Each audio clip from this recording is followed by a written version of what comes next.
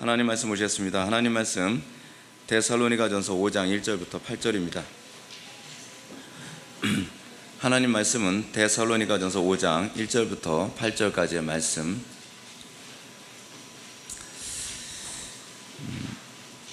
데살로니가전서 5장 1절부터 8절. 여기 약간 하울링이 뜨네요. 예, 찾으셨으면 제가 봉독하겠습니다. 데살로니가전서 5장 1절부터 8절까지의 말씀 제가 봉독하겠습니다. 형제들아, 때와 시기에 관하여는 너희에게 쓸 것이 없음은 주의 날이 밤에 도둑같이 이를 줄을 너희 자신이 자세히 알기 때문이라. 그들이 평안하다 안전하다 할 그때에 임신한 여자에게 해산의 고통이 이름같이 멸망이 갑자기 그들에게 이르리니 결코 피하지 못하리라. 형제들아, 너희는 어둠에 있지 아니하매 그날이 도둑같이 너희에게 임하지 못하리니 너희는 다 빛의 아들이요 낮의 아들이라. 우리가 밤이나 어둠에 속하지 아니하니 그러므로 우리는 다른 이들과 같이 자지 말고 오직 깨어 정신을 차릴지라. 자는 자들은 밤에 자고 취하는 자들은 밤에 취하되 우리는 낮에 속하였으니 정신을 차리고 믿음과 사랑의 호신경을 붙이고 구원의 소망의 투구를 쓰자. 아멘. 이 시간은 우리 종말론 이제 네 번째 강의가 되었습니다. 그날이 도적같이 오리라라는 제목으로 하나님 말씀 증거하도록 하겠습니다. 이제 수련의 이제 마지막 날입니다. 여러분들이 수련의 이 기간 동안에 어떤 걸 느끼셨는지 모르겠습니다. 이 수련회가 시작하기 전에 이제 저는 이제 다른 교회 수련회를 이제 세탕을 띄고서 곧바로 이제 우리 교회 수련회에 이제 참여하다 보니까 사실은 몸살도 나고 컨디션도 굉장히 안 좋은 상태였고 성대도 굉장히 안 좋아서 올해는 제가 아예 거의 찬양을 잘 못했잖아요. 그래서 목소리가 안 나와서 그렇습니다. 근데 그 가운데서 소리가 안 나오면 어떡하나 라고 굉장히 조바심을 내고 그랬는데 하나님께서 첫날부터 목소리가 제대로 잘 나올 수 있게 해주시고 지금까지도 이제 설교를 제대로 할 수 있도록 주님께 성대를 또 지켜주신 게 얼마나 감사한지 모릅니다.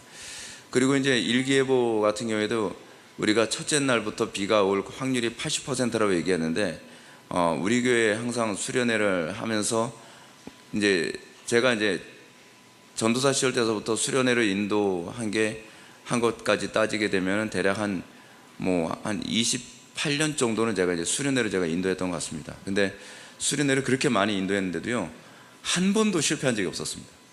그래서 이번에도 실패하지 않을 거라는 내가 확신을 했었고 한 번도 나쁜 날씨를 주신 적이 없었습니다.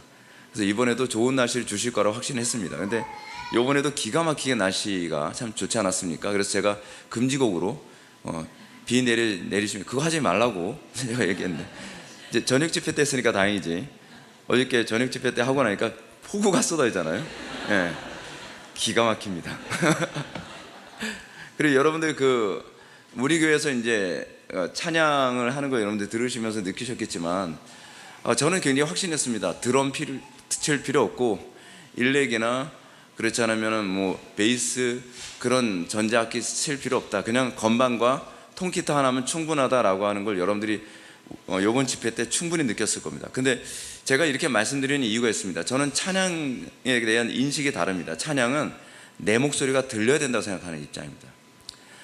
근데 우리가 이제 찬양을 하다 보면 찬양 인도하는 팀들, 찬양 싱어들의 목소리만 들리지 막 너무 소리가 크다 보니까 내 목소리가 들리지가 않아가지고 이게 내가 찬양을 하면서 사실은 은혜를 느끼는 것 중에 하나가 뭐냐면 내 목소리가 들릴 때 은혜가 되는 거거든요.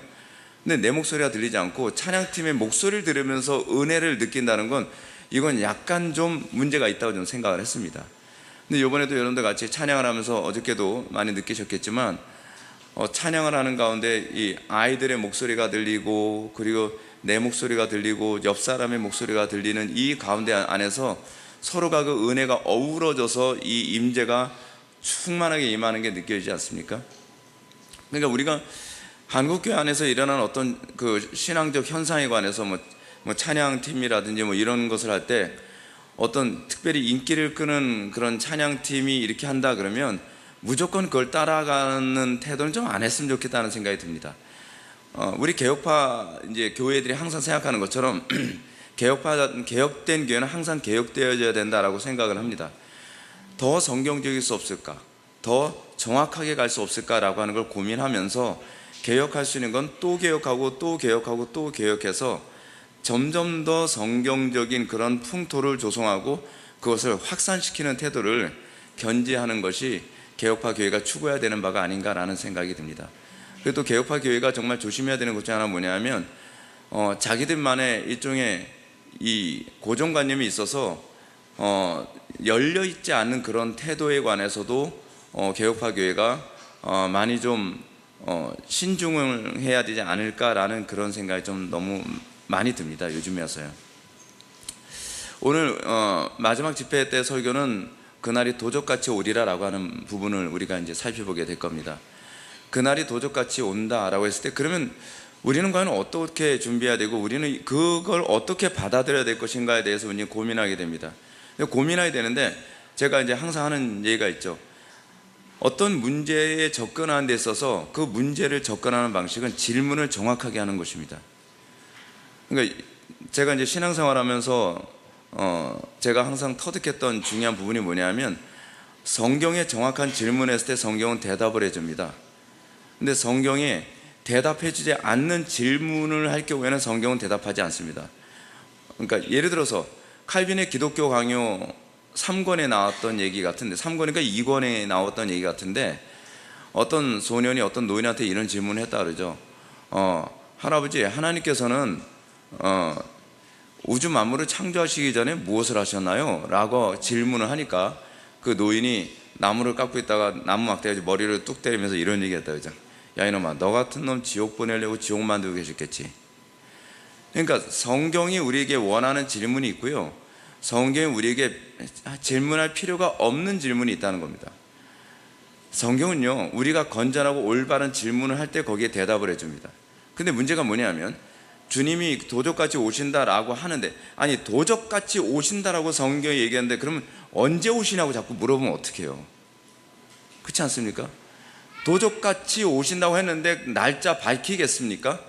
그런 도적 보셨습니까? 루팡이 아닌 이상? 근데 자꾸 우리는 그런 거에 자꾸 질문하고 그런 거에 대해서 고민합니다.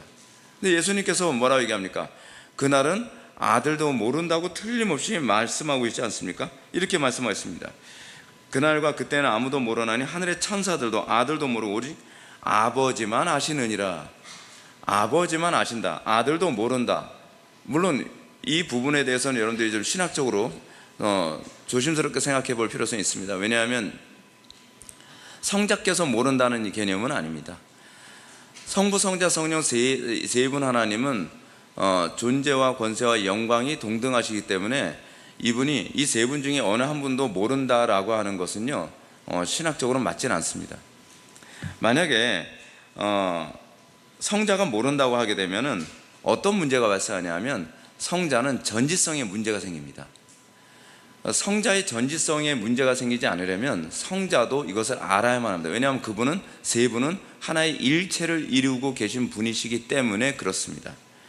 이런 사실을 염두에 둔다면 아들도 모른다는 말씀을 신성에 적용해서 이해하면 곤란하겠죠. 이 아들도 모른다는 것은 인성에 적용해서 이해하는 것이 옳습니다. 그렇지 않으면 종속론에 빠지게 됩니다. 종속론이 뭔지 여러분 아시죠? 성자는 성부에게 종속되어 있다, 또는 성자는 성부보다 못하다라는 개념이거든요. 성자가 자신이 언제 재림하게 될지를 몰라서 성부에게 종속되어 있다면 이건 삼위일체론에 심각한 균열을 가게 만드는 개념이 됩니다. 그래서 신성적 관점에서 본다면 성자가 그러니까 그리스도의 신성이 모른다라고 하는 것은 있을 수가 없는 얘기입니다. 그러니까 인성의 관점에서 이해하는 것이 옳다는 것은 분명한 얘기겠죠. 근데 이 표현이 무슨 표현이냐면 인성의 관점에서 성자가 그러니까 이 아들이 모른다, 그러니까 예수께서도 모르신다라고 하는 얘기는 마지막 아담이신 예수님을 포함해서 세상 어떤 사람들 중 단 한 사람도 주님 오실 날을 알지 못한다라는 개념이에요. 사람은 다 모른다는 표현입니다. 그렇게 이해하시면 됩니다.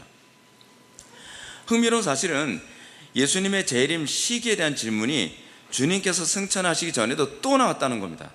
예수님이 승천이 임박한 상황이 되니까 한 제자가 이렇게 질문합니다.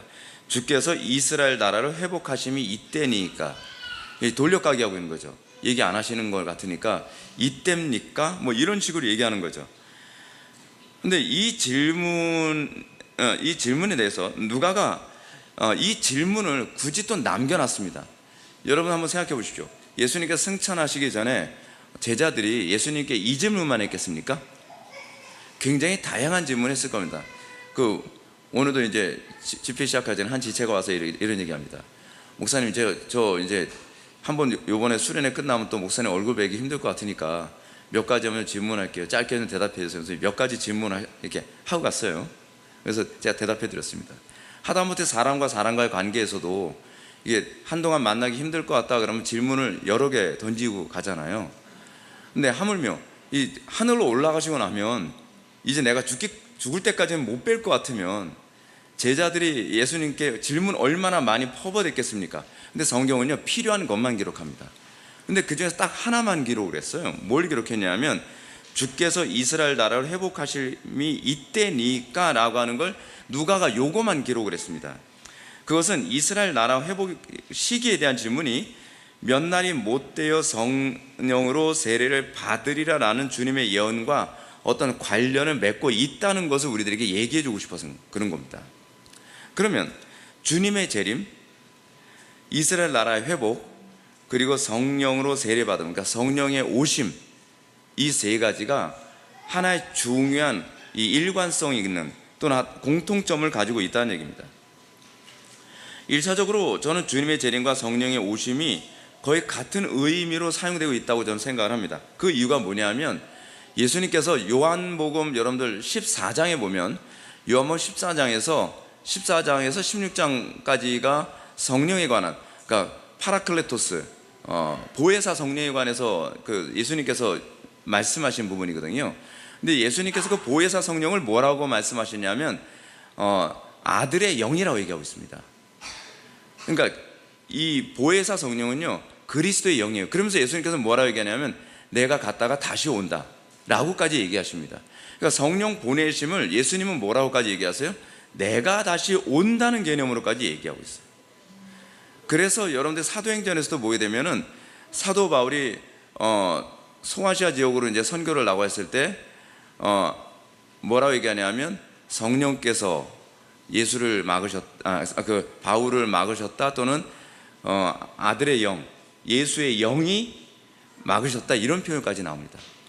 그러면 이제 오순절 성령 강림 때 오시는 그 성령님은 어떤 분이에요?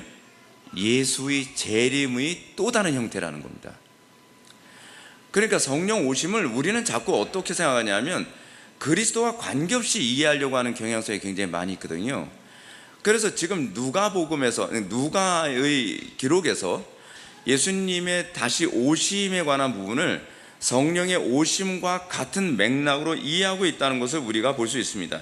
그렇다고 한다면 성령의 오심으로 말미암아 그 아들의 영이신 성령의 오심으로 말미암아 나타나는 그 현상이라든지 그 배경이 예수 그리스도의 재림과 어떠한 굉장한 공통점과 일관성이 있음을 우리는 발견할 수 있습니다.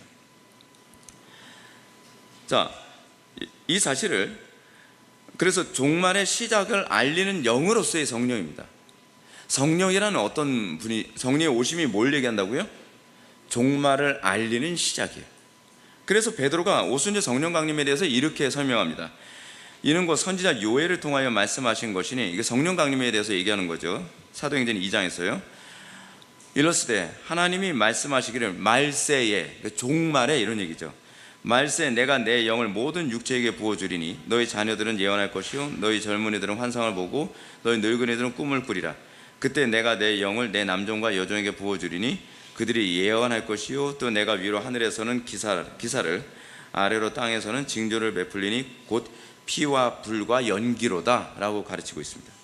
사도행전에서 베드로가 요엘서를 인용한 이유는 예수님께서 사도행전 1장 5절에서 요한은 물로 세례를 베풀었으나 너는 몇 날이 못되어 성령으로 세례를 받으리라 라는 말씀이 성취를 알려주고 있는 거거든요. 그리고 성령 강림 비로소 종말이 시작되었음을 알리는 거예요. 그러니까 예수의 영이신 성령이 오심으로써 종말이 시작됐고요. 그리고 그리스도 자체이신 그리스도께서 재림하심으로 종말이 완성되는 겁니다. 이런 구조를 가지고 있어요. 이런 구조를. 그래서 성령을 여러분들이 인식하지 못하면 종말에 대한 인식이 연결이 안 되게 되어 있어요. 그래서 베드로는 요엘서 2장 28절을 인용할 때, 원래 요엘서 2장 28절은 그 후에라는 말씀으로 시작을 하는데, 베드로는 뭐라고 이걸 의도적으로 바꿨냐면 말세에라는 말로 신학적인 표현으로 바꿨어요. 베드로는 성령 강림이 종말의 시작을 알리는 경종일 뿐 아니라 이것이 주님께서 재림하실 때에 나타나는 방식과 동일할 것이라는 것을 우리에게 암시하고 있는 겁니다. 성령의 강력한 부어주심은 교회가 고난으로 절박한 상황에 빠져서 부르짖을 때 부어줍니다. 너무 놀랍지 않나요? 안 놀랍나요? 네. 성령이 오시는 게 그냥 오시질 않아요. 교회가 극도로 절망 상태에 있을 때, 교회가 더 이상 스스로 신앙을 유지할 수 없는 존재 자체가 무너질 것 같은 그런 시기 때마다 교회들이 하나님 우리를 살려주십시오 라고 부르짖고 매달릴 때마다 교회사 안에서 어떤 일이 벌어졌어요? 부흥이 일어나면서 교회가 다시 회생하고, 부흥이 일어나면서 다시 회생하는 일이 계속적으로 반복됐습니다. 그래서 로이 존스 목사님도요, 부흥을 뭐라고 표현하냐면 그리스도께서 영으로 오심이라는 표현까지 하십니다. 그러니까 그리스도께서 영으로 오시는 이 사건이 종말은 어떻게, 종말도 그럼 어떤 식으로 주님께서 오실 거라고 생각합니까? 요한계시에서 얘기하는 것처럼 온 세상에 배도로 극에 달하고, 그리고 모든 수많은 성도들이 고난과 어려움에 극에 달하는 가운데서, 이거는 소목시에도 나오는 부분이죠, 끝까지 인내하는 가운데의 그 절정에 주님께서 마치 부흥이 오는 방식으로 주님의 재림이 오시는 거죠. 그래서 제가 생각하는 재림의 방식은 이겁니다. 뭐냐면 주님의 재림은요, 교회가 완전히 절망 상태에 있는 것 같을 때 성령이 오시는 일이 생기는 방식으로 오는데, 성령께서 부흥을 주실 때 전 세계적으로 오신 적이 없죠. 그렇게 오시지 않습니다. 지역적으로 옵니다. 예를 들어서 한 교회적으로 부흥이 오는 경우도 있고요, 또는 국가적으로 오는 경우도 있고, 이 국가 저 국가 같이 막 연결돼서 부흥이 일어나는 그거를 Great Awaken, 대각성 운동이라고까지 얘기하잖아요. 그런 식으로 일어나는데 전 세계적으로 부흥이 일어난 적은 없죠. 그리고 전 세계적으로 타락한 적은 없어요.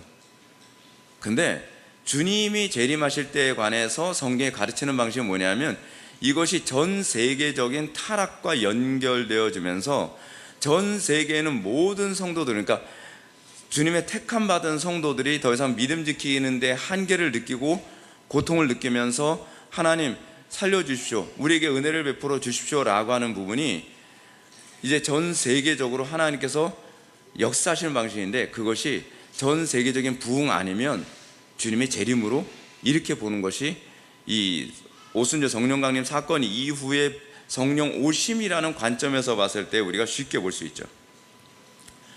자, 우리는 성령께서 오실 때 나타나는 현상이 예수님이 오셔서, 그러니까 재림하셔서 하시는 일과 아주 흡사하다는 걸 발견해야 됩니다. 뭐냐면 요한복음 16장 8절부터 11절 말씀 보면 이렇게 얘기합니다. 즉 성령이 와서 죄에 대하여 의에 대하여 심판에 대하여 세상을 책망하시리라. 죄에 대하여라 함은 그들이 나를 믿지 아니하며, 의에 대하여라 함은 내가 아버지께로 가니 너희가 다시 나를 보지 못하며, 심판에 대하여라 함은 이 세상 임금이 심판을 받았습니다. 여러분, 이 부분이 예수님의 재림 때 완성되어질 방식이라는 걸 알고 계십니까? 성령이 오셔서 하시는 일과 예수님이 재림하셔서 하는 일이 똑같습니다. 자, 그럼 여기서 우리가 이제 부흥이라는 관점, 또는 성령께서 오심이라고 하는 이 관점으로 봅시다. 죄에 대하여 의에 대하여 심판에 대하여 세상을 책망하십니다. 이것이 진정한 부흥이 임할 때마다 나타나는 특징이거든요. 가짜 부흥은요, 이게 나타나질 않습니다.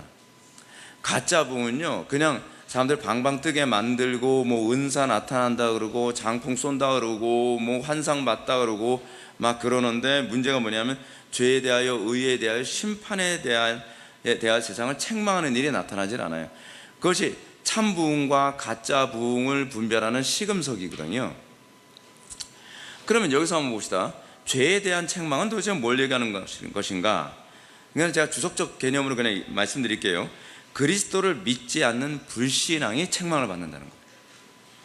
의에 대한 책망은 십자가에서 죄인으로 죽으신 예수님이 의로우시고 예수님을 유죄로 판결한 세상이 불법이다, 불의하다라고 하는 것을 드러내신다는 겁니다. 그리고 뭐예요? 심판에 대하여라 함은 세상 임금 즉 사탄에 대한 심판을 의미합니다.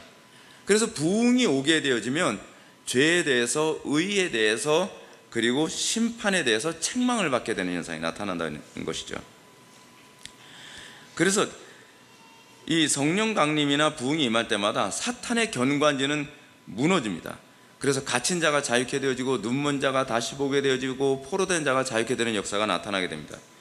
이것이 오순절날 성령 강림 이후부터 부흥이 일어날 때마다, 성령께서 강력하게 임하실 때마다, 성령 부어주심이 있을 때마다 나타난 특징입니다. 놀랍게도 근데 이것은요, 장차 이 세상에 도래하실 주님의 재림 때에 대한 모습과 그대로 똑같습니다. 주님께서 재림하시면 이 세상에서는요, 부분적이었던 것들이 온전해야 될 겁니다.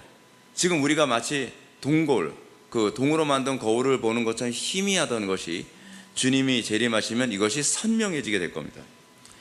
주님께서 재림하시면 그럼 어떤 현상이 나타날까요? 죄에 대하여 심판하심이 나타나겠죠. 죄에 대한 심판이 뭡니까? 그리스도를 믿지 않는 불신자들에 대한 심판이 일어나게 됩니다. 주님 재림 때 일어나는 부분이죠. 또 주님이 재림하시면 의에 대해서 심판하실 것입니다. 다시 말해서 그리스도만이 의롭다고 인정한 사람들은 그리스도의 의를 전가받아 의롭다고 선고를 받겠지만, 그리스도의 의를 인정하지 않고 끊임없이 그리스도의 의를 부정하는 사람들은 하나님의 심판 가운데 떨어지게 될 겁니다. 그리고 심판에 대하여라 함은 주님의 재림 때 죄와 사탄과 음부는 심판을 받게 될 겁니다.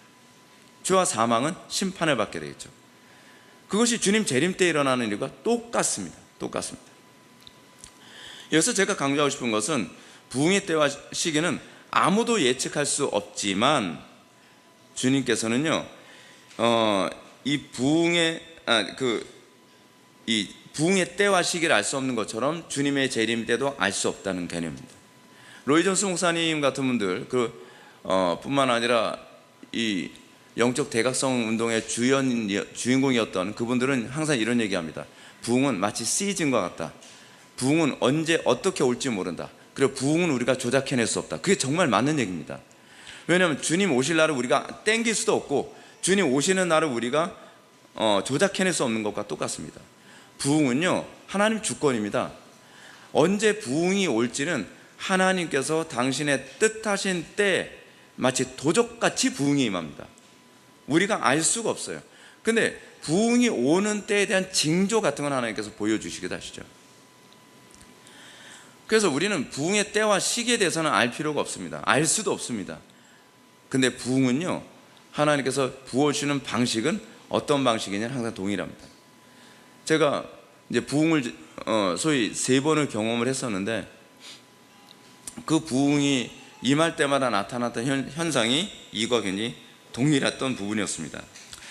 그러니까 사도 바울은 우리 주님의 가르침을 그대로 따르고 있습니다. 사도 바울은 때와 시기에 대해서 알고 싶어하는 강력한 호기심에 쐐기를 받고 있습니다. 이것은 우리가 알도록 허용된 영역이 아니며 알 필요도 없다는 겁니다. 그 이유는 때와 시기를 아는 것이 우리한테 아무 유익이 되지 않기 때문에 그렇습니다. 알 필요가 없는 정도가 아니라 아는 것이 유익이 안 되기 때문에 그래요. 모르는 것이 유익입니다. 그러니까 모르는 것이 약이라는 말 있잖아요. 때와 시기는 모르는 게 약입니다. 그럼 어떤 식으로 이게 유익이 되고 약이 된다는 겁니까? 이건 이렇게 이해하면 쉽습니다. 여러분, 개인 종말 아는 게 유익이 됩니까? 모르는 게 유익이 됩니까? 모르는 게 유익이 되죠. 예를 들어서 여러분, 우리가 살면서 하루하루 평안하게 살 수 있는 이유는 뭐냐면 내가 언제 죽을지 모르기 때문입니다. 예를 들어서 내가 오늘 밤 죽는다 그러면 지금부터 막 쿵쾅쿵쾅 할 게 아니에요. 야, 나 오늘 밤 죽는 거 내가 아는데. 그럼 오늘 하루 종일 시무룩하고 막 우울하고 앉아있어. 너 왜 이렇게 우울해? 그래서 나 오늘 밤 12시쯤에 죽는 거로 돼 있거든. 잘 있어. 얼마나 우울해. 괜히 앞당겨서 우울해지잖아요. 그죠? 우리가 당장 죽는다고 하더라도요, 우리가 명랑하게 기쁘게 평안하게 살 수 있는 건 내 개인의 종말의 때와 시기를 모르기 때문입니다.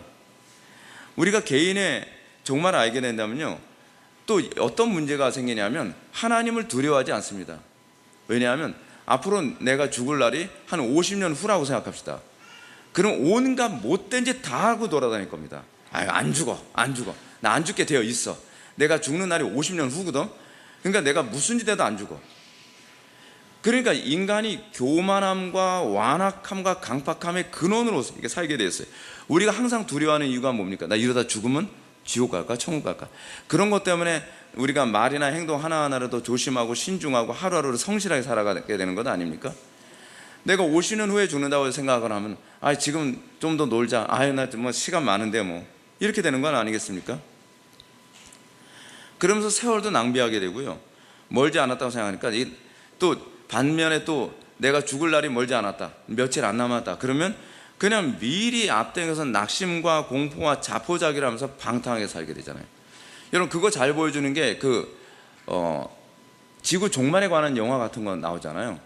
지구 종말에 관한 영화가 딱 나오면 뭐 지구 대기권 밖에 저 먼 곳에서 이렇게 대형 행선이 지구를 향해서 막 날아오고 있다고 하는데, 언제 몇 월 며칠 몇 시쯤에 그 행성이 와서 지구와 충돌해서 지구는 다 멸망한다라고 하게 되면 사람들이 겸손하게 살 것 같습니까?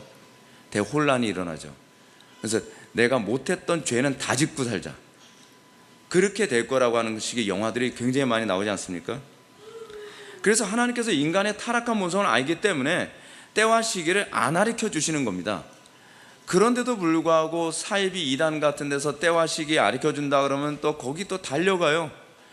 거기서 또 뭐래, 언제래, 뭐 숫자적으로 딱딱 맞는 것 같거든요. 노스트라다무스의 얘기의 그 예언을 또 맞춰보면 딱딱 맞아. 옛날에 그렇게 해서 나왔던 이단이 있었죠. 다미선교회, 다가올 미래를 대비하라 해서 다미선교회인데, 다미선교회 아시는 분은 연세가 있으신 분들입니다. 80년대 이단이거든요. 그 사람들이, 저도 한동안 그러면서 막 공포했었어요.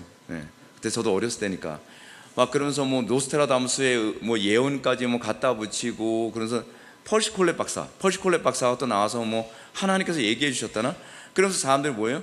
이 주님께서 뭐 재림하실 날이 멀지 않았다고 하니까 사람들이 막 군대도 안 가고요, 군대에 있던 막 병사들을 막 탈영하고, 어떤 사람은 막 교사인데 학교 출근도 안 하고 학생들 학교 공부도 안 하고, 그러면서 그 사람들이 다 어디로 가냐면 산에 올라와서 가운 입고 준비하고 있었거든요. 흰색 가운 입고서 막 이러면서. 그러니까 개인 종말의 시기를 하나님께서 알려주지 않은, 우주적 종말의 시기를 주님께서 알려주시지 않는 이유는 뭐냐면, 인간의 타락한 본성이 이런 식으로 작동할 거라는 걸 알고 있고요, 만약에 알 수 있다고 하는 것을 조금이라도 실마리를 주면 이단이 판을 치게 될 거라는 걸 주님께서 알고 계시기 때문에 이 부분은 극비 절대로 아무에게도 알리지 않는다라고 하는 거죠. 그러면 종말을 대비하는 성도들의 올바른 자세가 뭡니까? 마태복음 24장의 가르침처럼 징조에 민감하게 반응하는 겁니다. 우리가 반응해야 되는 것은 때와 시기가 아니라 징조입니다. 징조에 민감하게 반응하는 겁니다. 자, 본문 2절 말씀처럼 밤에 도둑같이, 그날은 밤에 도둑같이 이를 것이라고 했습니다. 밤에 도둑같이 오실 거라는 가르침은요, 두 가지 의미가 내포되어 있죠. 첫 번째 뭐냐면, 잠든 자에게는 은밀하게 도둑이 오게 될 것이다. 깨어있는 사람은 어때요? 절대로 은밀하게 올 수 없다. 깨어있으면 어떻게 해요? 바스락 소리만 들려도 이거 도둑 아니야? 그래서 이 바스락 소리가 일종의 도둑인가 아닌가를 알리는 징조 역할을 하잖아요. 그런 깨어있는 사람들은 주님의 재림의 때에 대해서 대비할 수 있게 될 거라는 얘기입니다. 마태복음 24장 43절을 보면, 너희도 아는 바니 만일 집주인이 도둑이 어느 시각에 올 줄을 알았더라면 깨어있어 그 집을 뚫지 못하게 하였으리라고 가르칩니다. 이 가르침을 잘 묵상해 보면 주님 재림의 날이 비밀에 붙여진 이유를 어느 정도 알 수 있습니다. 그 뭐죠? 긴장해서 항상 대비하게 하기 위해, 잠들지 않고 항상 대비하도록 하기 위해서. 그렇죠? 군대에서 병사들이 보초를 쓰는 이유가 항상 깨어 있으면서 보초를 쓸 수 있는 이유가 어디 있습니까? 언젠가는 적들이 침투해 올 수 있을 거라는 생각 때문에 긴장해서 그런 거거든요. 신자에게 필요한 것은 긴장 상태입니다. 믿음이란 뭐라고요? 긴장 상태를 의미하는 거거든요. 그러니까 느슨하고 아니란 건 신앙이 아닙니다. 정말 주님을 맞이하는 사람들의 특징이 뭐냐면 항상 긴장 상태로 현재 모든 상태를 다 예의주시하면서 이것이 주님이 오실 징조가 아닌가, 이것이 주님께서 말씀하신 그런 것이 아닌가를 항상 말씀과 기도로 철저하게 그 부분을 대비해 가는 것입니다. 그래서 주님께서 우리가 잠들지 않도록 하기 위해서 도적같이 온다고 말씀하시는 거거든요. 오늘 보면 3절을 보면 영적으로 잠든 사람에게 주님의 날이 어떻게 임하게 될지를 이렇게 가르칩니다. 그들이 평안하다 안전하다 할 그때에 임신한 여자에게 해산의 고통이 이른과 같이 멸망이 갑자기 그들에게 이르리니 결코 피하지 못하리라. 여기서 중요한 부분을 발견해야 됩니다. 그것이 뭐냐면 영적으로 잠든 사람들은요 항상 마음속에 평안하다 평안하다 안전하다 안전하다라는 태도로 살아가서 아무것도 대비하지 않는 상태를 살아가게 된다는 겁니다. 근데 이 예언이 이 말씀이 예레미야를 비롯한 여러 선지자들이 거짓된 선지자들의 예언을 그대로 인용하고 있다는 사실입니다. 예레미야서 말씀만 보더라도 거짓된 선지자들에 대해서 예레미야는 이렇게 얘기하고 있습니다. 그들이 내 백성의 상처를 가볍게 여기면서 말하기를 평강하다 평강하다 하나 평강이 없도다. 거짓된 선지자들은 항상 사람들을 어떻게 만듭니까? 느슨하게 만들어갑니다. 안일하게 만들어갑니다. 괜찮아, 그렇게 심각하지 않아, 뭐 주님 그렇게 빨리 오시지 않아. 그러면서 교회에서 맨날 뭐 하죠? 이게 여러분, 이게 한국 교회가 정말 심각한 게 이겁니다. 한국 교회가 정말 더 지금이야말로 더 깨어서 기도하고 주님 맞이할 준비를 해야 되는데 맨날 어디 놀러 다니고 맨날 교회 안에서 무슨 뭐 축제 분위기 만들고, 이 돈이라도 없으면 모르는데 돈이 많으니까 맨날 축제 분위기. 근데 거기에 사람들이 정신줄을 다 놓고 살다가 보니까 주님이 오실 날이 점점 가까이 오는데도 불구하고 어떻게 해요? 마음이 다 풀어진 상태가 돼버리는 겁니다. 더 긴장해야 되는데, 더 긴장하고 더 말씀에 집중해야 되고 더 하나님의 은혜를 구해야 되는 이 시기에, 이렇게 긴박한 시기에 괜찮아 평안해 그러면서 강단에서 코미디하고 그리고 뭐 재미있는 연극 같은 거 하고 교회에 온갖 오락적 요소들 다 가지고 들어오잖아요. 한국 교회는 그냥 거의 강대상이 만능 엔터테인으로 그냥 가득 차 있습니다. 여러분들 그 옛날에 세들백 교회 같은 경우에 또 수정교회 같은데 이제 수정교회 이제 문 닫았죠. 수정교회가 제가 20대 때는 굉장히 유명한 잘 나가는 교회였습니다. 근데 그 수정교회가 지금은 이 교인이 안 모여가지고요 천주교에 팔려가지고 성당으로 이렇게 바뀌었습니다. 근데 그 수정교회 보게 되면은 완전히 다 유리로 이렇게 진 그 건물이거든요. 뒤쪽에도 다 유리가 있어요. 유리로 돼 있어요. 게다가 여러분 캘리포니아 가서 뭐 세들백 교회나 또는 윌로우 크릭 같은 그런 대형 교회로는 가보신 분 있을지 모르겠는데, 제가 미국의 그 세들백 교회를 제가 가봤었거든요. 세들백 교회 얼마나 큰지 아십니까, 여러분? 그냥 큰 정도가 아닙니다. 세들백 교회는요, 이 자가용 타고서 주차장에 딱 주차하고 나면 걸어서 예배당까지 가기가 부담스럽습니다. 그래서 코끼리차가 기다리고 있어요. 코끼리차를 이제 수시로 이렇게 상시 운행을 하거든요. 그럼 코끼리차 타고서 가서 예배당 동으로 가야 돼요. 예배당 동에 가야 거기서 예배를 할 수가 있습니다. 그리고 그 예배당 동, 그리고 교육관 동, 그리고 뭐 문화관 동, 뭐 이런 식으로 동이 여러 개 있는데 그 중심에는 뭐냐면 이렇게 한 중대형 정도의 이게 호수 같은 게 있어요. 그러니까 이렇게 에버랜드 같습니다. 딱 가면 이게 에버랜드지 이게 교회인가 싶을 정도, 거의 캠퍼스 같은 분위기. 그렇지 않으면 에버랜드 같은 그런 분위기는 엄청 큽니다. 엄청 커요. 근데 수정교회 같은 경우도 그렇거든요. 수정교회 같은 경우에도 뒤를 다 유리로 했는데 수정교회 뒤를 이제 강대상 뒤를 딱 쳐다보면 뭐가 보이냐고 호수가 있어요. 그런 사람들이 이제 예배당에 힐링하러 오는 거죠. 예배당에 와서 목사님 설교 지루하면은 목사님 뒤에 이렇게 호수에 뭐 오리, 백조, 너구리는 아니죠. 하여간 뭐 이렇게 떠다니는 이렇게 새들 막 이렇게 떠다니는 거 보면서 그냥 정신줄을 놓고 앉아있다가 오늘 이 교회 와서 힐링하고 가는 것 같아요. 근데 그걸 한국교회가 그거 흉내내지 못해서 안다는 거예요. 그거 흉내내지 못해서. 근데 지금은요, 평안하다 평안하다 안전하다 안전하다 외칠 때가 아닙니다. 지금은 깨어 있어야 된다. 주님 오실 날이 멀지 않았다. 이게 노아의 때와 소돔의 때하고 너무 비슷하지 않습니까? 노아나 소돔 때 어땠습니까? 롯이 지금 주님께서 불로 심판하신다. 무슨 불로 심판이에요? 이렇게 날씨도 좋고 이렇게 재미있고 이렇게 풍요롭고 이렇게 안락한데, 그런 소리 하지 마세요. 장인어른 그렇게 생각하시면 안 됩니다. 그러면서 롯에게 오히려 막 핀잔을 주고, 노아의 때도 그렇고. 근데 주님께서 뭐라 말씀하시죠? 주님 오실 때가 되면 노아의 때와 같고 롯의 때와 같을 거라고 우리에게 경고하고 있지 않습니까? 근데 이것이 사실 오늘날 이 시대의 구호이기도 하죠. 물론 반대도 있습니다. 어떤 반대냐 하면 지나치게 공포를 조장하는 사이비 이단들이죠. 지금 당장 주님이 오십니다. 뭐 이제 며칠 안 남았습니다. 여러분 가재도구 다 팔아서 재산 바치십시오. 아니 어차피 주님 오실 건데 그 재산 갖고 있으면 뭐합니까? 통장 터십시오. 실제로 그래가지고서 이 다미선교회 같은 시한부 종말론에 빠진 사람들은 항상 공포에 시달려가지고 막 여보 통장 털어야 돼, 통장 털어야 돼.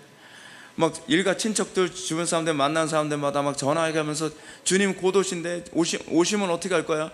그러면 우리가 이 돈이 무슨 필요가 있어? 통장 털어야 돼, 교주님한테 바쳐야 돼. 그러면서 극단. 한쪽은 아주 느슨하게 만들고요, 한쪽은 아주 공포 분위기를 조성해서 사람들로 하여금 다 멸망에 빠지게 만드는 거죠. 여러분 놀랍게도 이런 것에 관해서 미가 선지자는 이렇게 얘기합니다.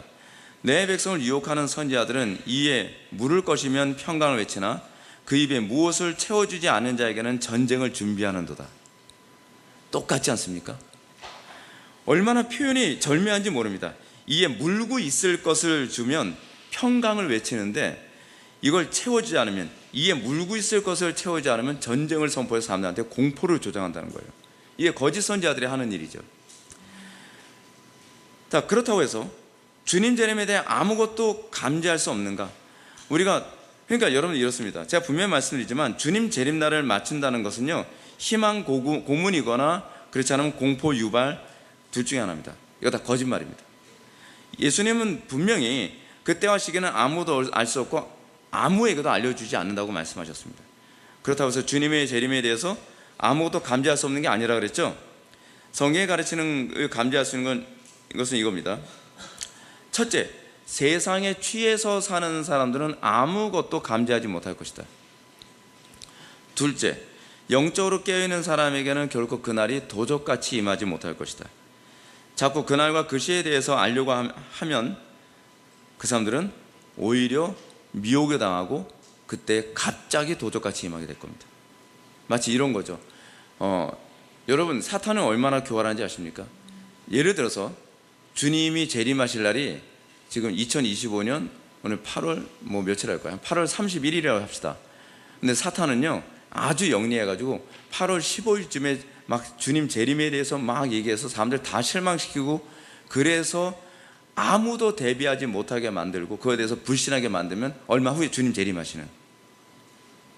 여러분 그런 식으로 하나님께서는 오히려 우리의 신앙을 뒤흔들어 놓으실 수 있다는 거 여러분 알고 계십니까? 주님께서 사탄이 그렇게 하는 걸 허용하시기도 하시죠. 왜요? 가짜 신앙은 심판받게 하기 위해서 그런 거니까요. 성경이 아니라 그러면 그냥 믿지 마십시오. 신앙은 뭔지 아십니까? 믿어서는 안 되는 걸 안 믿는 것도 신앙입니다. 무조건 믿는 게 신앙이 아니에요. 그러니까 앞에서 목사님이 설교한다 해서 무조건 믿습니다 하는 게 신앙이라고 생각하는데 아니에요. 믿음이란 성경에 위배되면 안 믿는 게 신앙이고요, 성경에 부합하면 무슨 일이 있어도 믿는 게 신앙입니다. 그래서 성경에 근거하지 않는 걸 믿지 않는 것이 믿음이라는 것도 여러분들이 염두에 두셔야 돼요. 그러면 어떻게 세상 사람들에겐 그날이 갑자기 임하고 성도들에겐 갑자기 임하지 않겠습니까? 4절부터 6절 말씀 보면, 형제들아 너희는 어둠에 있지 아니하며 그날이 도둑같이 너희에게 임하지 못하리니 너희는 다 빛의 아들이요 낮의 아들이라. 우리가 밤이나 어둠에 속하지 아니하나니 그러므로 우리는 다른 이들과 같이 자지 말고 오직 깨어 정신을 차릴지니라. 우리에게 그날이 도적같이 임하지 않을 수 있는 이유가 뭡니까? 우리가 어두움에 있지 않기 때문에, 우리는 낮에 속해 있기 때문에. 낮에 속해 있다는 개념이 무엇입니까? 이게 굉장히 다양한 개념을 내포하고 있는데, 그것 중에 하나가 뭐냐면 일하는 상태입니다. 여러분, 낮에는 뭐하죠? 일하잖아요. 여러분, 우리가 주님께서 재림하실 날이 점점 가까이 오는 이 시기에 예수님께서 하셨던 경고가 뭐냐면, 주인이 왔을 때 자고 있는 그 종은 어미 맞으리라 하고 있습니다. 악하고 게으른 종 또는 술 취한 종, 어미 맞고 바깥 어두운 데서 슬피 울며 이를 감이 있으리라. 여러분, 우리가 항상 주님 오실 날을, 주님이 언제 오셔도 부끄러움이 없다고 한다면, 여러분, 우리가 주님 언제 오시는 게 뭐가 그렇게 중요합니까? 그렇지 않습니까? 근데 어떤 사람이 언제 올 날을 기대합니까? 요령 피는 사람들, 그렇죠? 요령 피고 게으름 피고 대충 이러면서 막 보면서 사는 거예요. 언제 지금 오고 있니? 오고 있니? 그래서 하는 척하고. 근데 여러분, 우리는 어떻게 살아갑니까? 여러분들은 매번 예배 때마다 하나님의 임재를 사모하며 예배하고, 내 가정에서 어떻게 하든 내 가정에 하나님의 나라를 이루고, 내 직장에 하나님의 나라를 이루고, 내 삶의 모든 영역에서 하나님의 말씀대로 정확하게 살려고 하는 이런 헌신된 삶을 살아가는 사람들에게 그날과 그때가 뭘 알아야 될 이유가 있나요? 낮에 속했다는 사람들은 그런 사람들입니다. 그들은 하나님의 나라와 영광 위에 죽도록 충성하며 살아가는 사람들입니다. 그러니까 리차드 백스터 같은 사람은 그렇게 설교하지 않습니까? 리차드 백스터는 주님이 항상 오실 것 같은 태도로 살아가는 사람이죠. 그래서 죽어가는 사람에게 마지막 설교를 하는 것처럼, 또는 회중들이 오늘 설교가 마지막 듣는 설교일 수 있는 사람이 누군가에게는 있을 수 있다는 생각으로 그렇게 정확하게 매번 설교를 해 나가는 겁니다. 하나님께서 우리에게 살아가라고 하는 방식은 그겁니다. 주님이 지금 당장 오시더라도 부끄럽지 않게 살아가라는 겁니다. 그러니까 제가 목회를 하면서 저도 항상 두려운 게 그겁니다. 주님이 지금 당장 오시더라도 너 목회를 왜 그따위로 했니? 라는 소리 듣지 않게 하기 위해서 정말 모든 설교를 최선을 다해 설교하려 애를 쓰고 있습니다. 많이 부족하지만 제가 계속적으로 지금 제가 단독 목회를 지금 23년 차 지금 하고 있는데, 여러분들이 제 설교 들으면 이제 느끼시겠지만 정말 열심히 설교하고 있다는 걸 여러분 느꼈어요. 저는 단 한 번의 설교도 실패하지 않는 설교하겠다라는 각오로 계속적으로 그렇게 설교하거든요. 그런데 실패 많이 합니다. 여러분들이 눈치를 못 채서 그렇지. 근데 계속적으로 이거를 극복하면서 주님이 언제 오시더라도 내가 부끄러움 없이 주님을 맞이하겠다라고 하는 이런 상태. 그래서 여러분들, 낮에 속한 사람들은 항상 뭐에 관심이 있냐면 항상 열매가 있는 삶인가 아닌가라는 겁니다. 영적으로 잠든 상태는 이렇습니다. 하나님께 대해서 무감각합니다. 무감각하다는 얘기가 무슨 얘기냐면, 이걸 하나님께서 기뻐하실까 기뻐하지 아니하실까, 하나님께서 이 부분에서 진노하실까 어떨까, 피리를 불어도 춤을 추지도 않고 또 곡을 해도 가슴을 치지 않는 그런 상태, 이게 영적으로 잠든 상태의 특징입니다. 은혜를 받고 난데 여러분 어떻습니까? 수련회 때 설교 딱 듣고서 막 한쪽에서 막 지체들이 막 은혜 받아가지고 막 너무 오늘 은혜 받고 막 놀라워요. 그런데 뭐가 은혜로워? 뭐가 놀라워? 무감각. 이거야말로 영적으로 잠든 거죠. 한쪽에서는 우는데 한쪽에서는 졸아요. 심각한 거죠, 여러분. 이건 굉장히 심각한 겁니다. 또 날마다 성령을 소멸하며 살아갑니다. 죄에 빠진 상태죠. 여러분, 우리가 왜 죄를 지으면 안 되는가? 그건요, 단순히 여러분들 구원받았다고 한다면 죄를 지으면 안 되는 이유가 뭐냐면요, 성령을 소멸하기 때문입니다. 그리고 성령을 탄식하게 만들기 때문에 그렇습니다. 하나님을 가슴 아프게 하기 때문에 그렇습니다. 그리고 이 영적으로 잠든 사람들의 특징이 뭐냐면 헌신을 하지 않습니다. 세월만 때웁니다. 그래서 하루하루 삶을 살아가는데 열매 없는 일에만 그냥 몰두하면서 살아갑니다. 여러분, 항상 좀 질문 좀 던져보십시오. 나는 나의 삶이 하루하루가 날마다 열매 맺는 삶인가? 나의 하루하루 삶이 정말 하나님을 기쁘시게 해드리는 삶인가? 나의 삶이 정말 이전보다 더 주님을 영화롭게 하고 이전보다 더 하나님을 알고 싶어하는 그런 열심히 일하는 그런 삶을 살고 있는가? 어제나 오늘이나 막 동일하고 하나도 달라지는 거 없고, 이거 영적으로 깨어있는 상태라고 얘기하기 힘들겠죠. 성경은 우리로 하여금 때와 시기는 가르쳐주지 않지만 징조는 매번 가르쳐 줍니다. 그래서 조금만 영적으로 깨어있는 사람은요, 뭔가 조금만 바스락해도 이거 뭔가 영적 분위기가 좀 다른데, 영적으로 잠든 사람들, 죄에 빠져서 사는 사람들, 그리고 경건이 무너져 있는 사람들은요, 분명히 엄청난 영적 변화가 있는데 그걸 감지를 못합니다. 감지를 못해요.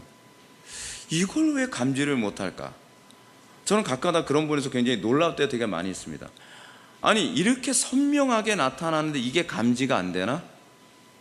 잠들어서 그런 거예요. 잠들어서. 하나님은요, 우리를 골탕 먹이시기 위해서 그날과 그 시를 감추고 계신 것이 아닙니다. 하나님께서는 그 성도들로 하여금 그날을 준비할 수 있도록 하기 위해서 스텝 바이 스텝으로 계속적으로 경고하고 계속적으로 알리고 계속적으로 준비할 수 있는 그런 징조를 주십니다. 여러분들 그 구약 성경을 보게 되면은 구약에서 하나님께서 북이스라엘이나 남유다를 치실 때 그냥 화딱지 난다고 이게 그냥, 그러면서 한 번에 야 아수로 내려와서 그냥 진멸시켜버려, 또 바벨론 와서 한 번에 진멸시켜버려, 그러지 않습니다. 하나님께서는 서서히 계속적으로 경고하시고 경고하시고 경고하시고, 그리고 하나님께서 이렇게 징계하시는 방식도요, 주변 국들에서부터 점점 좁혀가면서 위기감을 느끼게 만듭니다. 근데 영적으로 잠들면 점점 하나님의 진노와 심판이 좁혀 들어오고 있는데 감을 못 잡는 거예요. 그게 우리나라입니다, 여러분. 우리나라가 여러분 하나님께서 얼마나 오래전서부터 계속적으로 경고하셨는지 아십니까? 기억나십니까, 여러분? 제가 어렸을 때, 그때가 누구예요? 김영삼 대통령 당시에 이거요, 김영삼 대통령 당시에 얼마나 국가적으로 재난이 많았는지 모릅니다.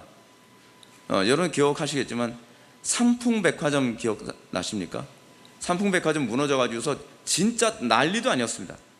그리고 그 김영삼 대통령 당시에 재임 당시에 있었던 재난 중에 하나 뭐냐면 무슨 다리죠? 성수대교 무너진 사건이 그때 있었습니다. 그래서 대통령이 하도 이러니, 그리고 대구 지하철 참사 사건, 그런 일들이 막 계속적으로 터졌어요.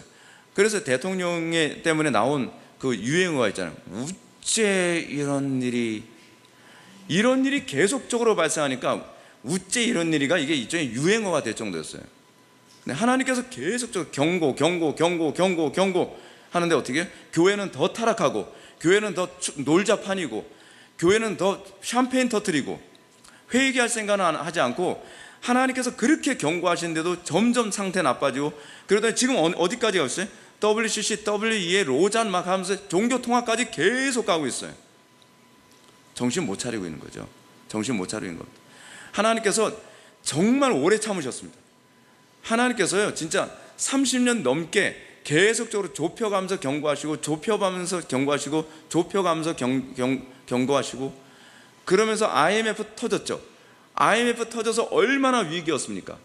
그런데도 정신 못 차리고 더 죄를 범하고 더 평안을 얘기하고 더 풍요를 얘기하고, 그때 교회가 경고했어야 되는 거거든요. 회개해야 된다고 얘기했어야 되거든요. 근데 교회가 했던 일이 뭡니까? 평안하다, 평안하다, 안전하다, 안전하다. 우리 교회는 괜찮다. 자 봐라, 더 많은 사람들이 예배당에 몰려들고 있지 않냐? 더 많은 사람들이 축복받고 있지 않냐? 할렐루야, 할렐루야 그랬어요. 그래서 결국 여기까지 오게 된 겁니다. 여기까지 오게 된 거예요. 여러분, 성경 우리로 하여금 끊임없이 하나님께서 표징 보여주실 때, 그때 우리가 회개하면서 준비하고 대비하라고 얘기하고 있습니다. 하나님께서 소돔과 고모라 때도 천사를 보내서 표징을 보여주셨습니다. 회개 안 하죠? 회개 안 하니까 그래서 하나님께서 소돔과 고모라 성 진멸시키지 않습니까? 북이스라엘, 남유다 멸망 때도 하나님께서는 표징을 보이셨는데 회개하지 않죠. 그러면서 멸망합니다. 오히려 깊이 잠든 사람들을 깨우려고 하면요, 몹시 싫어합니다. 그래서 마치 잠자는 사람 깨우면 막 짜증내잖아요. 막 짜증내죠. 그런 것처럼 요한계시록에서도 하나님은요 두 증인, 그 교회를 얘기하죠.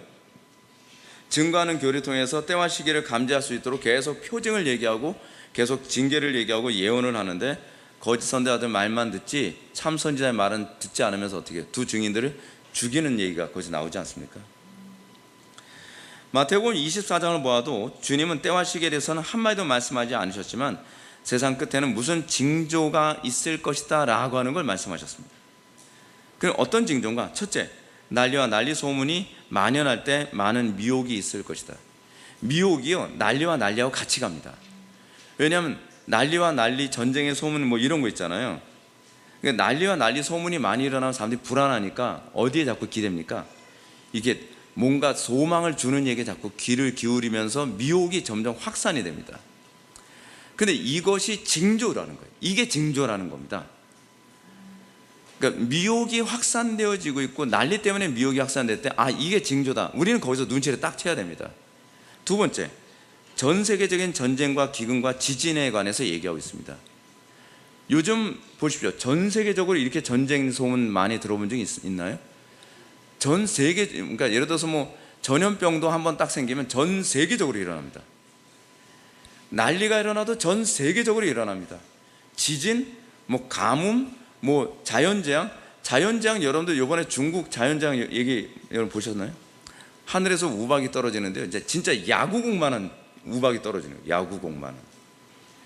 그리고 비가 한번 쏟아지는데 그 비가요 진짜 집이 잠길 정도로 비가 쏟아져서 중국이 다 난리도 아니에요.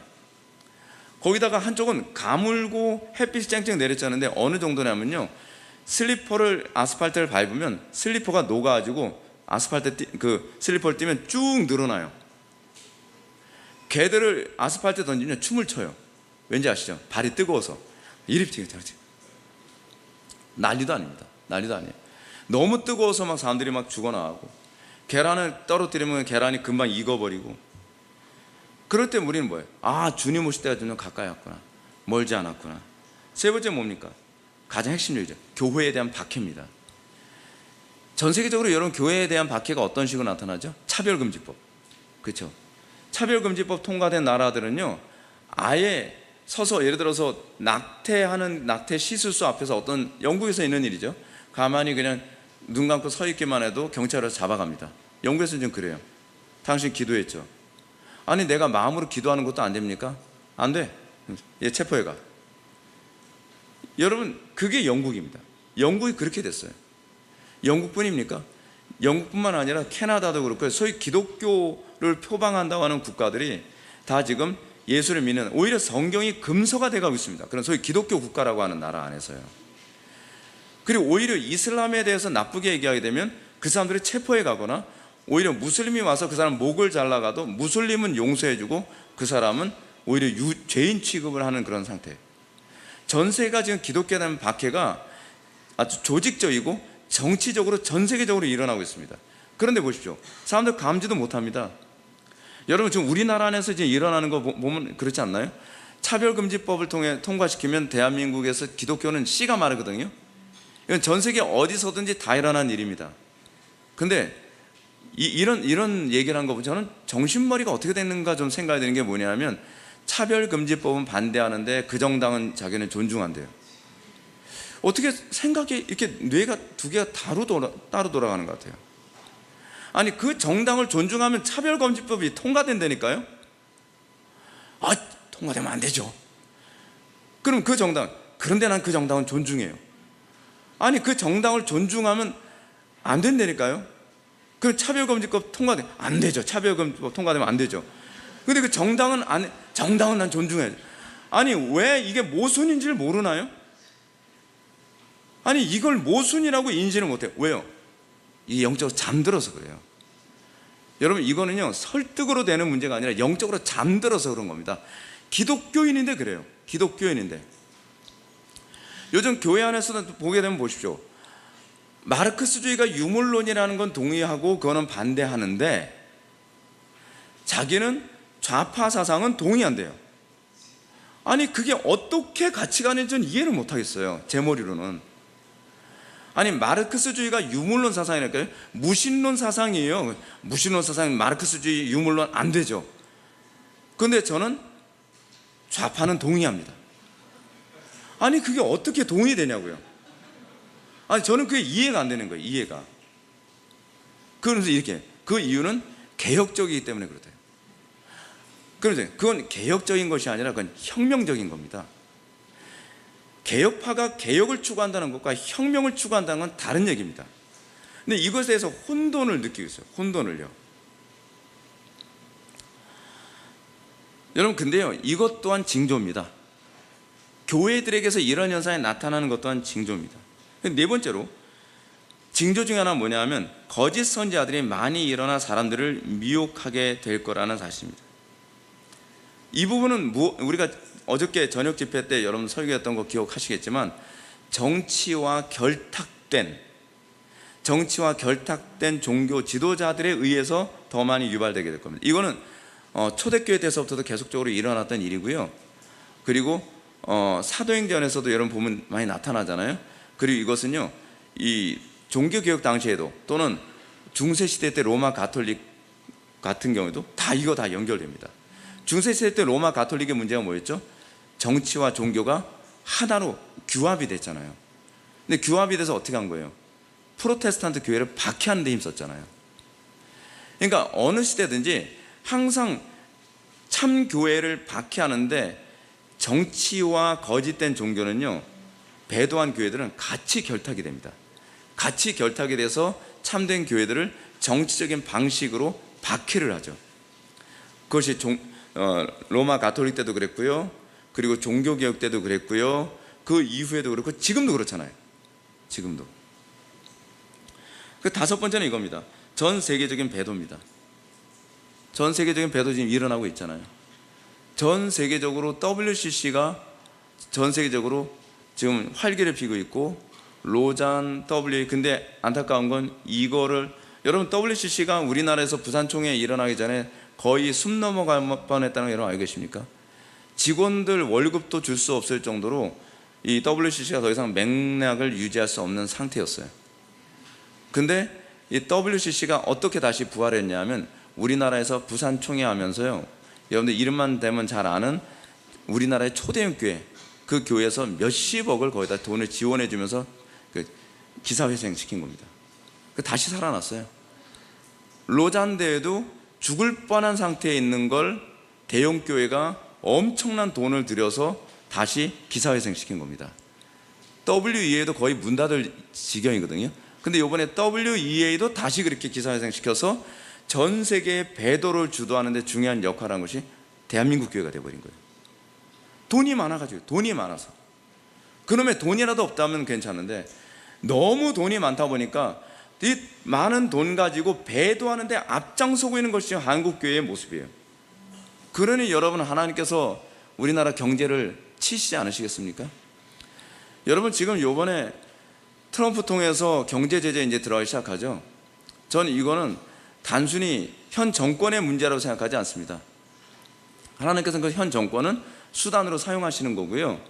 우리가 돈이 너무 많아서 교만하고 그 많은 돈 주님께서 주시니까 그 돈 가지고 선교하고 전 세계 복음 전파하면서 빛과 소금의 역할을 감당하는 데 힘쓰는 게 아니라 그 돈 가지고 뭐 하죠? 배도하는 데 돈을 다 쓰는 거예요. 배도하는 데. 그러면 주님께서 그러시겠죠. 니네들이 배가 불러서 지금 그러는구나. 지금 철강업이고 뭐 자동차 산업이고 우리나라 중요한 그 기간 산업들 지금 다 문 닫거나 지금 외국으로 다 나가게 생겼잖아요. 왜 그러겠어요? 우리가 하나님 앞에 범죄했기 때문에 그렇습니다. 회개해야 됩니다. 진짜 이거 회개해야 됩니다. 회개해야 돼요. 근데 이 모든 것들이, 이 다섯 가지가 주님께서 오실 때에 나타나야 될 징조라고 우리들에게 가르치고 있는 것입니다. 예수님은 선지자 다니엘의 말을 인용하면서 멸망에 가증한 것이 거룩한 곳에 선 것을 보거든 깨어있으라, 때가 다 됐다라고 얘기하고 있습니다.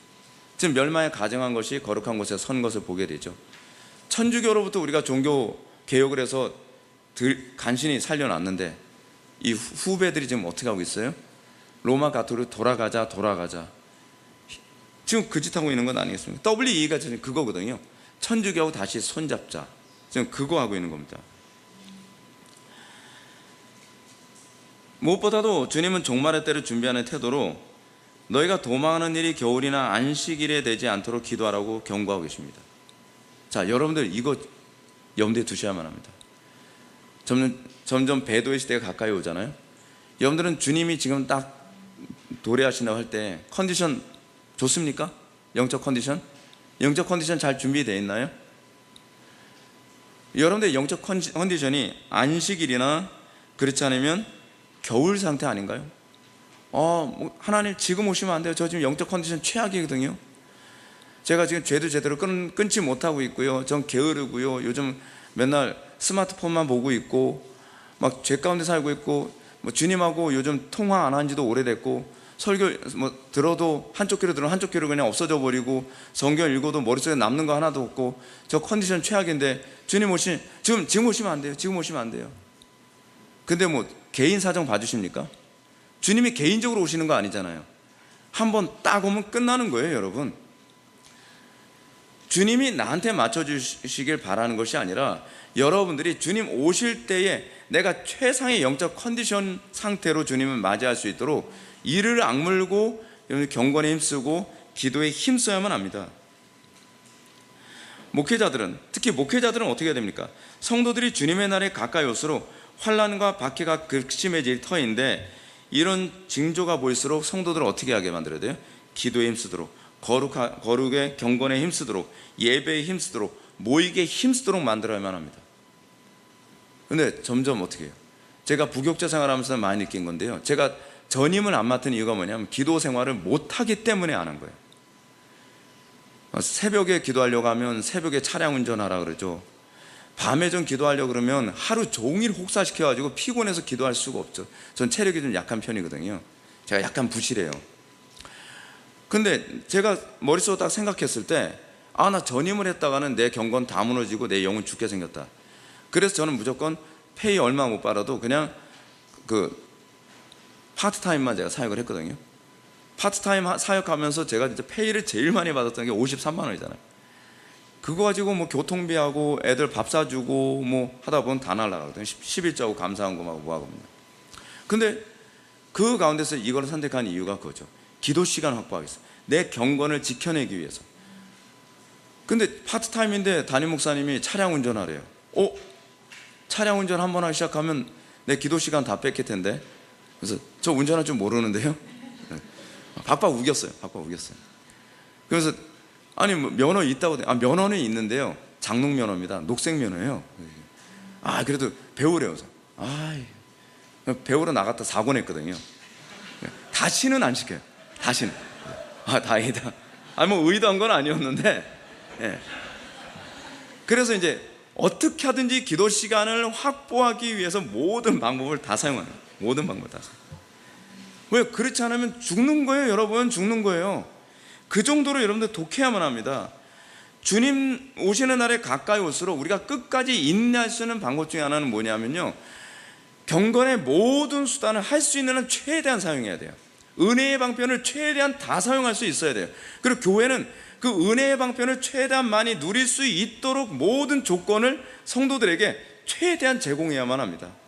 모이게 힘쓰게 만들고, 기도에 힘쓰게 만들고, 예배 가운데 하나님의 임재가 항상 충만하게 만들고, 항상 말씀에 대한 묵상과 기도가 충만할 수 있는 그런 상태. 그런 가운데서 끝까지 견디는 자는 구원을 얻으리라 라고 얘기했습니다. 누가 구원을 받는다고요? 갑자기 확 휴거되는 거예요? 그거 없어요, 여러분. 우리 장로교 특히 무천연설에서는 휴거 인정 안 합니다. 성경은요, 누가 구원받는다 얘기하냐면 휴거되는 사람이라고 얘기하지 않고 끝까지 견디는 자가 구원을 받는다고 성경 구석구석에서 굉장히 많이 얘기하고 있습니다. 그리고 주님은 재림의 표징을 제자들에게 말씀하셨는데 그것을 마태복음 24장 28절부터 33절은 이렇게 얘기합니다. 죽음 있는 곳에 독수리들이 모일 것이라. 그 환난 후에 즉시 해가 어두워지며 달이 빛을 내지 아니하며 별들이 하늘에서 떨어지며 하늘의 권능들이 흔들리리라. 그때 인자의 징조가 하늘에서 보이겠고 그때 땅의 모든 족속들이 통곡하며 그들이 인자가 구름을 타고 능력과 큰 권능으로 오는 것을 보리라. 그가 큰 나팔 소리와 함께 천사들을 보내리니 그들이 그의 택하신 자들이 자들은 하늘 이 끝에서 저 끝까지 사방에서 모으리라. 무화과 나무의 비유를 배우라. 그 가지가 연하여지고 잎사귀가 내면 여름이 가까이 온 줄 아나니 이와 같이 너희도 이 모든 일이 보거든 인자가 가까이 곧 문 앞에 이른 줄 알라. 이 징조가 보이면 주님께서 가까이 온 줄 알라라고 얘기하는 거예요. 그럼 여러분들 주님께서 오실 징조를 너무나 선명하게 보여주고 계시지 않습니까? 이 징조가 하늘에서 보이겠고 땅의 모든 족속들이 통곡하고, 그리고 뭐라고 얘기합니까? 이 가지가 무화과 나무의 비유를 배우라. 그 가지가 연하여지고 잎사귀를 내면 여름이 가까운 줄 알리라 라고 얘기합니다. 그리고 주검이 있는 곳에 독수리가 모이는 것만 보면, 독수리 모인 것 보면 거기 주검이 있구나라는 걸, 시체를 얘기하는 거죠. 시체가 있는 걸 알 수 있구나라고 하는 것처럼 하나님께서는 깨어있는 성도들은 때가 가까웠다는 걸 감지할 수 있도록 주님께서 모든 장치를 우리에게 허락하셨다는 사실입니다. 여러분들이 깨어있다면 여러분들 지금 이 상황에서 어떻게 살아야만 하겠습니까?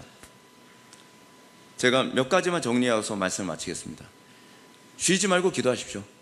성경이 가르치고 있는 대로 쉬지 말고 기도하십시오. 쉬지 말고 기도하셔야만 합니다. 기도가 무너지고, 기도를 하는데 기도에 대한 감각이 없어진다, 기도했는데 먹통이다, 그러면 왜 기도가 제대로 안 되는지 아셔야만 합니다. 먹통이라도 계속하는 건 그건 바보입니다. 그리고 여러분, 예배에 승리하는 법을 배워야만 합니다. 여러분, 제가 예배 그렇게 강조 많이 하는데요, 우리 예배를 위해서 구원을 받았고요, 우리는 예배를 통해서 우리의 영적 삶이 유지됩니다. 그래서 교회들마다 어떻게 하든지 하나님의 임재가 가득하고 바른 말씀이 선포되어지고, 그리고 그 예배 가운데 회심의 역사가 계속적으로 나타나는 그런 예배가 되도록 끊임없이 몸부림쳐야만 합니다. 그리고 끊임없이 말씀의 묵상을 뺏기지 않도록 해야만 합니다. 그리고 나의 삶 속에 내가 열매를 맺고 있는가에 관해서 여러분 고민해야만 합니다. 열매 없는 일에 힘쓰지 말며. 근데 우리는 내가 열매를 맺는지 안 맺는지조차도 계속 잘 모르고 있습니다. 내가 어떤 열매를 맺고 있는지도 잘 모르고 있습니다. 그리고 모이기에 힘써야만 합니다. 지난 설교에서 제가 말씀드렸던 것처럼 모이기를 게을리하면요, 어떤 현상이 나타나냐, 늑대나 이리가 낚아채가기에 딱 좋은 상태가 되는 겁니다. 여러분, 늑대나 이리가 양 잡아먹는 방법 아시죠? 늑대나 이리가 그냥 무대뽀로 잡으러 가는 게 아니라요, 양 한 마리를 무리로부터 이탈시키는 방법부터 사용합니다. 막 무섭게 막 협박하고 뭐하고 하게 되면 양들이 이리 몰리고 저리 몰려 하다 보면 양 한두 마리가 그 안에서 제대로 따라가지 못해 이탈되거든요. 그건 밥이 되는 겁니다. 그러면 무리에 있는 양들은 거들떠보지도 않아요. 그 무리에서 이탈된 양 딱 보면 저놈만 잡아먹으면 된다는 거예요. 어차피 저놈만 잡아먹으면 되는 거니까. 요즘 교인들 보게 되면은 나름대로 약삭빠르게 신앙생활을 한다고 하면서 저는 교회 등록 안 해요. 저는요 그냥 예배 마치고 교제하면 스트레스 너무 받아서 저는 그냥 예배 마치고 저는 집으로 돌아갑니다. 저는요 인터넷으로 예배해요. 뭐 목사님 설교 들으니까 너무 좋던데요. 그래서 우리 교회 실시간 예배 그 상황을 안 올리는 이유가 그래서 그런 거거든요. 모이는 거에 대한 중요성을 전혀 인식을 못해요. 제가 아무리 경고해도 저는 그래도 별 문제 없을 거예요. 늑대나 이리한테 물려가도요, 그건 도울 방법이 없습니다. 도울 방법이 없어요. 그럼 마지막으로 한 가지만 제가 더 여러분들한테 말씀드리고 싶은 게 있습니다. 그것이 뭐냐면, 여러분들에게 주어진 소명에 충실하십시오. 여러분, 주님께서는 어떤 사람을 구원하시고 어떤 사람을 책망하신다 얘기합니까? 주인이 오실 때에 그 종이 자기 일에 충성됨을 보이는 그 종은 복이 있으리로다. 오히려 악하고 게으른 종, 주인이 왔을 때 동무종들을 때리거나 술 취하거나 게을리한 그 종은 바깥 어두운 데서 슬피 울며 이를 감이 있으리라. 여러분, 우리에게 주어진 소명을 주님 오시는 그날까지 죽도록 충성하는 겁니다. 그런 말 있죠. 내일 종말이 오더라도 나는 사과나무 심겠다는 태도요. 여러분, 우리는요, 주님이 내일 오신다고 하더라도 애 낳을 분들은 애를 낳으시고, 애 키우신 분들은 애를 키우시고, 그리고 여러분들이 직장 새로 취직할 것 같으면 그냥 내일 주님 오시더라도 직장을 취직하시는 것이고, 우리는 그렇게 살아가는 겁니다. 그러면서 그곳에서 내가 충성된 그리스도인다운 삶을 살아가고, 그 가운데서 죄와 구별된 경건한 삶을 살아가는 겁니다. 사이비 이단들이 항상 하는 게 뭔지 아십니까? 자, 몇 월 며칠 날 주님 오시니까 직장 그만두십시오. 주님 언제 오시니까 여러분들 이제껏 삶은 다 접으십시오. 그러면서 어떻게 현재 나에게 주어진 소명을 손을 다 놓도록 만들어요. 그건 전형적인 이단들이 하는 방법입니다. 성경은요, 그냥 주님 오시는 그날까지 자기 일에 충성된 삶을 사는 사람이 복되다고 얘기하고 있습니다. 주님이 내일 오신다고 하더라도 저는 오늘 설교 준비해야 되는 거예요. 주님이 내일 오신다고 하더라도 여러분들은 내일 회사 출근할 준비하셔야 되는 거예요. 주님이 내일 오신다 하더라도 여러분들이 해야 되는 학업을 충성되게 잘 하는 거예요. 그것이 이 땅에서 하나님의 백성으로 주님의 재림을 준비하는 가장 현명하고 지혜로운 태도입니다. 사랑하는 성도 여러분, 주님 오실 날이 멀지 않았습니다. 우리는 슬기로운 다섯 처녀로서 등불을 밝히는 그 상태로 준비될 것입니까? 아니면 미련한 다섯 처녀처럼 그 기름을 준비하지 못해가지고 주님 오실 때에 미련하고 악한 종이라는 그런 평가를 받겠습니까? 우리가 주님 오실 때까지 우리가 충성되고 헌신된 종으로 나타나기를 주님의 이름으로 축원합니다. 기도하시겠습니다. 사랑이 많으신 하나님, 주님 오실 날이 멀지 않았음을 보게 됩니다. 우리가 주님 오실 날이 멀지 않은 이 때에 아버지 하나님, 우리에게 주어진 그 현실에 충성을 다하며 살아가게 해주시되, 나에게 주어진 소명, 나에게 주어진 사명에서 하나님 앞에 부끄러움 없는 인생을 하루하루 살아갈 수 있도록 은혜 베풀어 주옵소서. 아울러 우리가 이제 집회를 마치고 집으로 돌아갈 때에 주님께서 가는 길 보호해 주시고 지켜주시며 또 받은 은혜 소멸하지 않고 그 소명에 충실한 삶을 살아감으로 승리하는 삶을 살아갈 수 있도록 복을 내려 주옵소서. 예수님의 거룩하신 이름으로 기도 올려옵나이다. 아멘.